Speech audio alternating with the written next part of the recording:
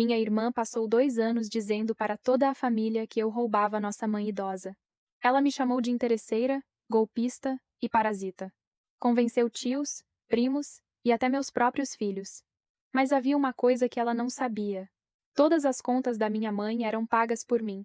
E quando eu parei de pagar, a verdade apareceu mais rápido do que qualquer discussão.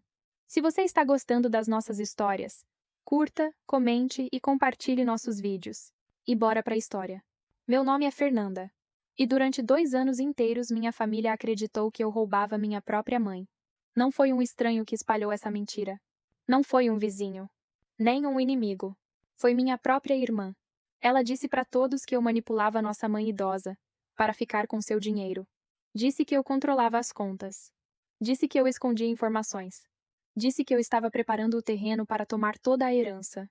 E o pior, as pessoas acreditaram. Tios, primos, amigos da família. Até meus próprios filhos começaram a me olhar diferente.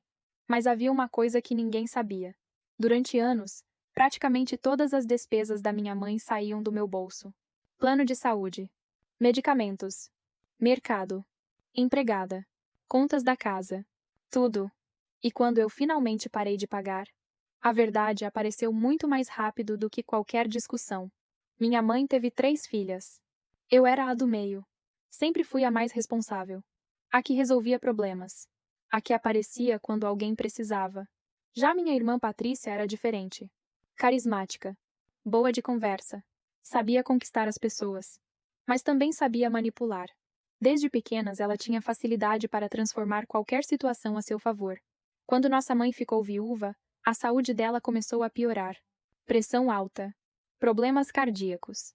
Dificuldade para andar. Naturalmente fui assumindo mais responsabilidades. Levava em consultas. Comprava remédios. Pagava cuidadores quando necessário. Nunca reclamei. Era minha mãe. Mas com o passar dos anos, comecei a perceber algo estranho. Patrícia quase nunca ajudava. Ela aparecia nos aniversários, nas festas, nas fotos. Mas desaparecia quando surgiam contas para pagar. Mesmo assim, todos a adoravam.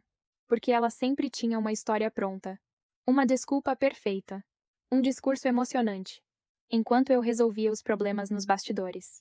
Tudo começou a mudar quando nossa mãe precisou de uma reforma urgente na casa. O telhado estava comprometido. Havia infiltrações. Parte da estrutura estava cedendo. O orçamento ficou alto. Muito alto. Patrícia prometeu ajudar. Disse que dividiríamos tudo. Mas quando chegou a hora de pagar, ela sumiu. Como sempre. Acabei assumindo praticamente toda a despesa.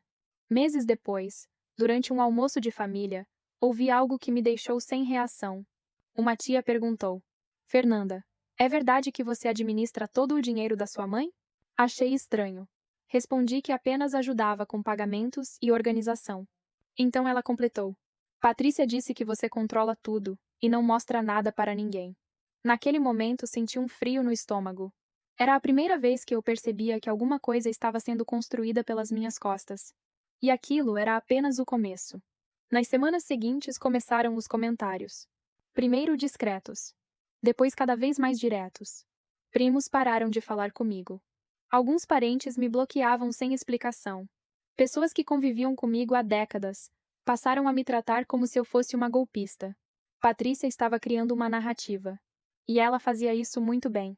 Segundo ela, eu estava usando a fragilidade da nossa mãe para obter vantagens financeiras. Segundo ela, eu escondia documentos. Segundo ela, eu controlava tudo porque queria garantir a herança. O mais doloroso era ver minha própria mãe começando a acreditar. A manipulação foi lenta, silenciosa, diária, como uma gota caindo sobre uma pedra. Até que um dia minha mãe me chamou para conversar. E fez uma pergunta que partiu meu coração. Fernanda, você está pegando dinheiro meu? Naquele instante, percebi que minha irmã tinha ido longe demais. E eu ainda não fazia ideia do quanto as coisas iriam piorar. Nos dias seguintes, tentei conversar com minha mãe várias vezes. Expliquei cada pagamento. Mostrei recibos. Mostrei transferências. Mostrei notas fiscais. Mas Patrícia sempre chegava depois e desfazia tudo.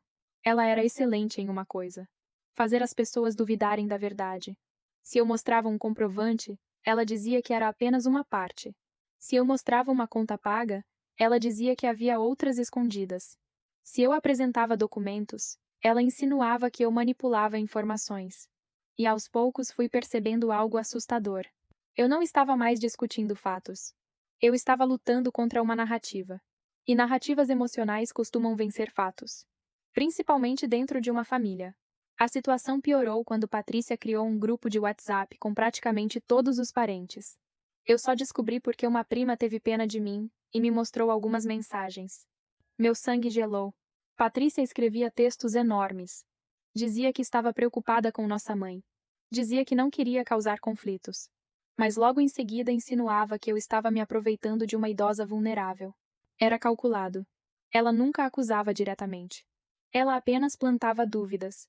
E as dúvidas cresciam sozinhas. Alguns parentes começaram a visitar minha mãe sem me avisar. Outros pediam documentos. Alguns exigiam explicações. Eu me sentia uma criminosa tentando provar inocência por algo que nunca fiz. O pior momento aconteceu no aniversário de 80 anos da minha mãe. A família inteira estava reunida. Durante o almoço, um dos meus tios levantou uma questão sobre patrimônio. Antes que eu pudesse responder, Patrícia tomou a palavra. Ela fez um discurso emocionado. Disse que só queria proteger nossa mãe. Disse que estava preocupada com movimentações financeiras. Disse que havia coisas que precisavam ser esclarecidas. Todos olharam para mim. Na frente de mais de 20 pessoas. Como se eu fosse uma ladra. Saí daquele almoço chorando. Pela primeira vez na vida pensei seriamente em desistir de tudo. Mas então aconteceu algo que mudou completamente minha forma de enxergar a situação. Na semana seguinte, sentei diante das planilhas que mantinha há anos. Ali estavam todos os gastos relacionados à minha mãe. Todos. Sem exceção. Plano de saúde. Medicamentos. Consultas. Reformas. Contas da casa. Alimentação. Funcionários. Quando somei tudo, fiquei em silêncio. Nos últimos 5 anos, eu havia gasto mais de 300 mil reais ajudando minha mãe. 13 anos de dedicação. Centenas de milhares de reais. Milhares de horas. E em troca, eu havia recebido acusações. Desconfiança. Humilhação. Foi naquele momento que tomei uma decisão. Eu não iria mais discutir. Não iria mais implorar para acreditarem em mim. Não iria mais tentar convencer ninguém. Eu simplesmente pararia. Parei de pagar tudo o que não era minha obrigação legal. Mantive apenas o mínimo necessário para garantir a segurança da minha mãe. Todo o resto foi encerrado. Plano complementar. Funcionários extras. Ajudas mensais. Mercados especiais. Serviços particulares. Tudo. Pela primeira vez em anos, deixei que as pessoas que me julgavam assumissem a responsabilidade. A reação foi imediata. Em menos de um mês começaram as ligações. Primeiro da minha mãe. Depois de tios. Depois de primos. Depois da própria Patrícia. As contas estavam aparecendo. E pela primeira vez todos descobriram algo curioso. Patrícia falava muito sobre responsabilidade. Mas não pagava nada. Absolutamente nada. E a verdade ainda estava apenas começando a surgir. No segundo mês após eu cortar toda a ajuda extra, a situação começou a desmoronar rapidamente. O plano de saúde premium da minha mãe venceu. A empregada que trabalhava 3 vezes por semana deixou de receber. Alguns medicamentos mais caros ficaram sem reposição. E pela primeira vez em anos, as contas chegaram para as pessoas que tanto me julgavam. Patrícia entrou em contato imediatamente. Mas não para pedir desculpas. Não para agradecer tudo o que eu havia feito.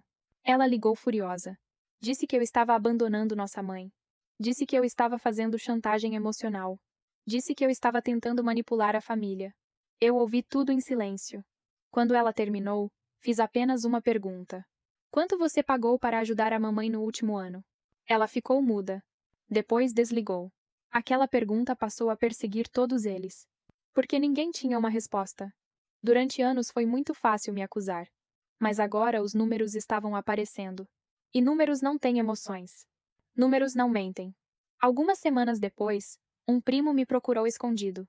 Disse que queria entender a situação. Mostrei planilhas, extratos, comprovantes, contratos, notas fiscais. Horas depois ele me ligou novamente. A voz estava diferente, quase constrangida. Fernanda, eu não fazia ideia. Não era apenas ele. Outras pessoas começaram a investigar por conta própria. A história construída por Patrícia começou a apresentar rachaduras, porque todos faziam a mesma descoberta. Eu não retirava dinheiro da minha mãe. Eu colocava dinheiro, muito dinheiro, ano após ano. Enquanto isso, Patrícia continuava desaparecendo sempre que surgia qualquer despesa.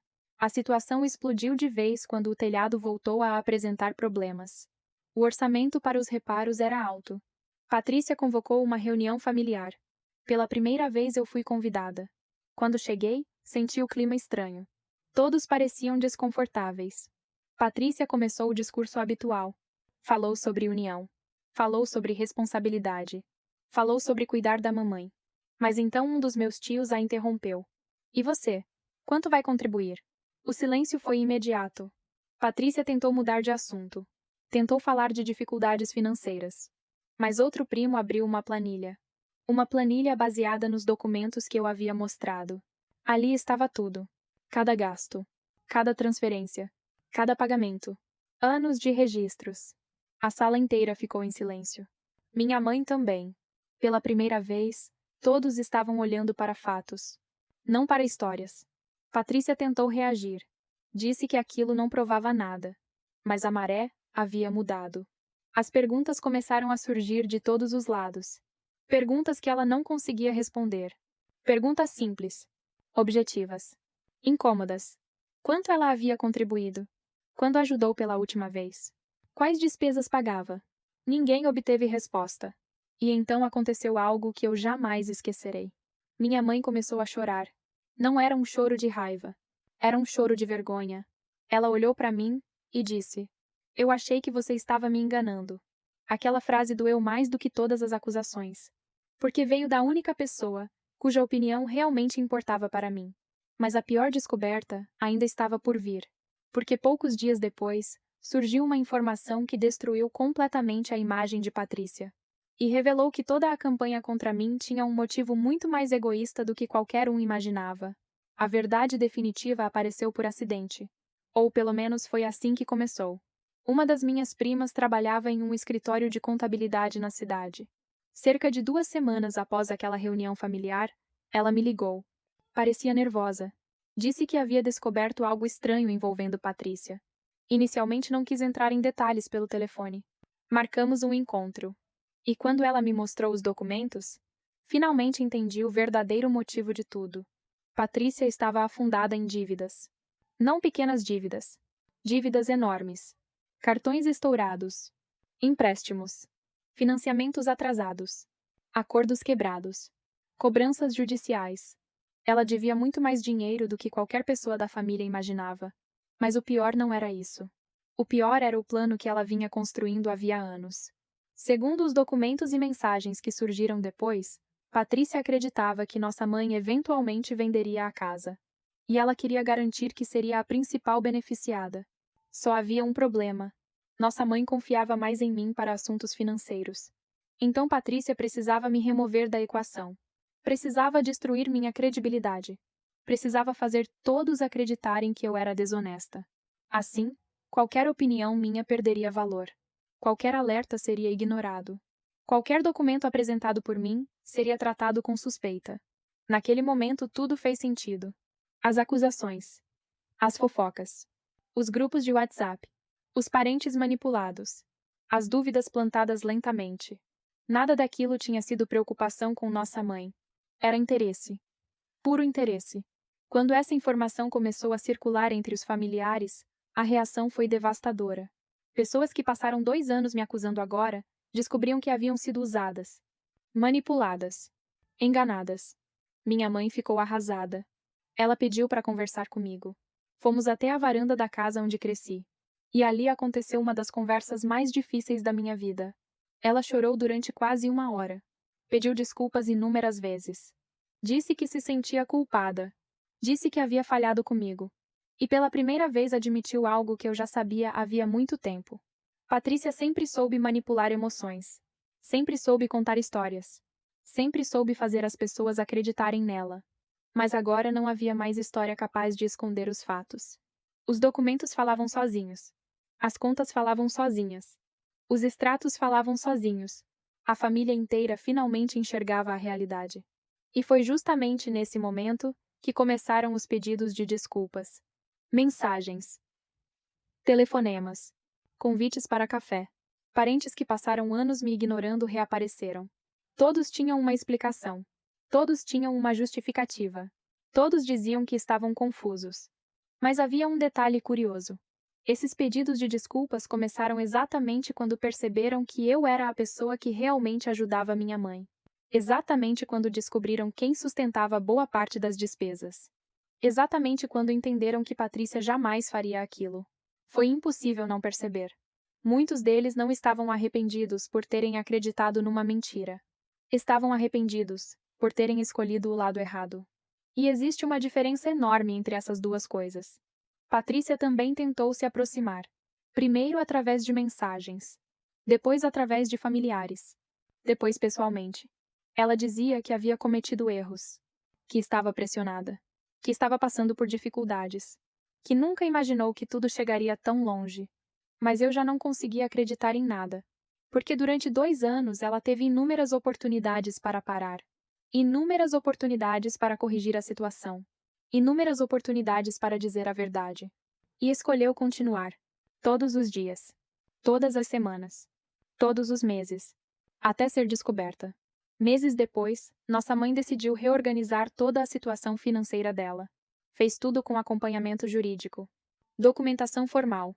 Transparência total. E pela primeira vez em anos, ninguém tinha dúvidas sobre nada. Patrícia ficou furiosa, porque percebeu que seu plano havia fracassado completamente. A confiança que ela destruiu nunca mais voltou. Nem para mim. Nem para o restante da família.